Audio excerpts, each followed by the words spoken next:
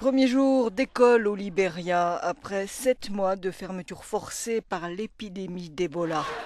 C'est la conséquence de la décrue significative du nombre de nouveaux cas depuis le début 2015. Le Libéria rouvre les écoles 4 semaines après la Guinée et 6 semaines après la Sierra Leone. Les 3 pays sont à l'épicentre de l'épidémie déclenchée en décembre 2013. Elle a infecté 23 500 personnes, dont 9 380 sont décédées, selon le dernier bilan de l'OMS. 60% des patients d'Ebola n'ont pas survécu. Moussa Papaye est un rescapé. Or, depuis qu'il a quitté l'hôpital au mois de novembre, c'est la première fois qu'il rentre chez lui. Il s'est imposé un exil pour protéger sa femme et en voici la raison.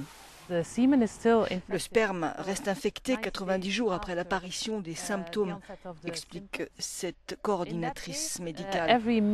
Aussi, chaque rescapé mâle qui quitte notre structure médicale, nous lui donnons des préservatifs durant toute cette période. Il est très important en effet qu'ils aient des rapports sexuels protégés à ce moment-là. Selon les épidémiologistes, le recul d'Ebola est largement dû à l'amélioration des règles d'hygiène, au lavage des mains, à la traçabilité, au suivi des contacts et aussi au changement des rituels d'inhumation qui facilitent la contagion. Mais depuis quelques jours, cette décrue s'est ralentie, ce qui menace l'objectif de l'OMS de 0 cas nouveaux au mois d'avril. Ebola a aussi sinistré les systèmes de santé de ces 3 pays d'Afrique occidentale ainsi que leurs économies.